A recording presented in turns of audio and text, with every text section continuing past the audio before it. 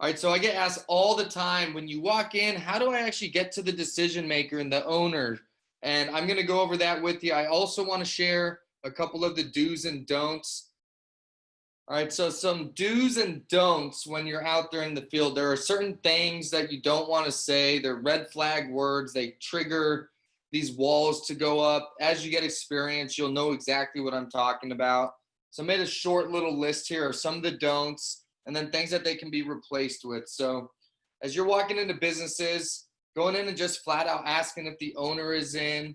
I've got something I need to go over with the merchant services. Is the owner around? Is not going to get you very far. Okay, just take my word for it. I'm going to show you how you can reword that to have a lot more success.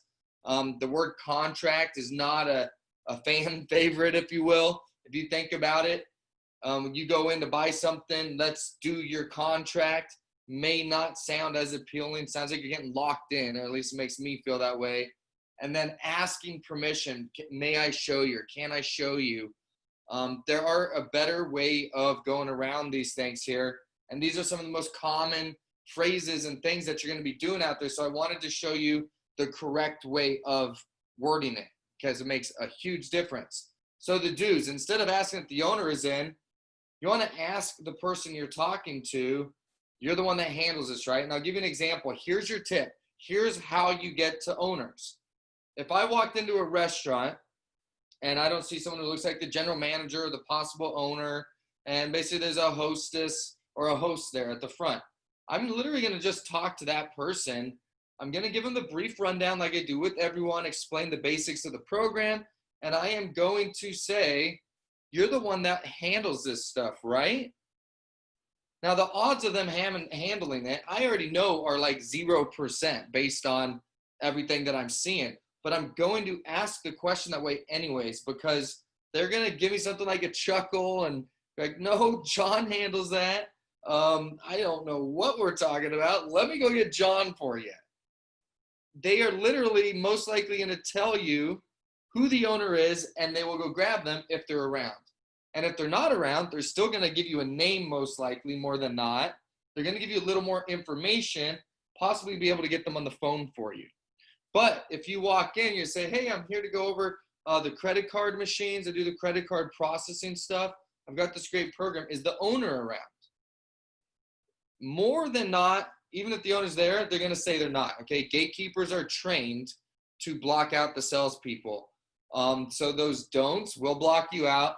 The do's will get you through almost every single time. Electronic payments is the word that I prefer to use. At some point, you are going to explain, what industry, what services you're talking about getting rid of the fees for.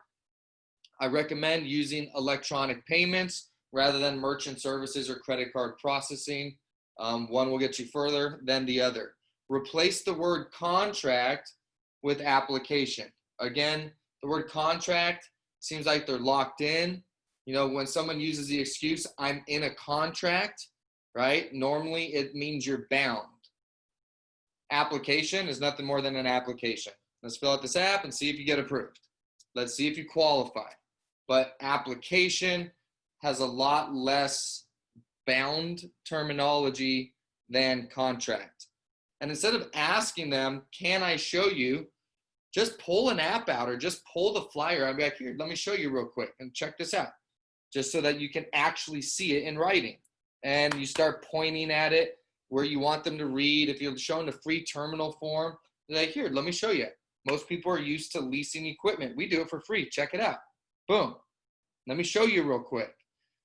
When you ask them, can I show you? You are literally just giving them the opportunity to say, no, I'm busy. Can you come back? Or flat out just no. But a lot of those people that will say no when you give them the opportunity, once they actually start seeing what you're saying, once it clicks fully what you're talking about, especially when they start seeing things like fees crossed out, the same person that might have said no when you asked, 10 seconds later could be interested because you're actually just showing them. So there's some of the do's and don'ts I highly suggest that you follow. It's going to make a big difference. And those little things I just told you are going to save you months, if not a couple of years, in figuring out what not to do versus what to do.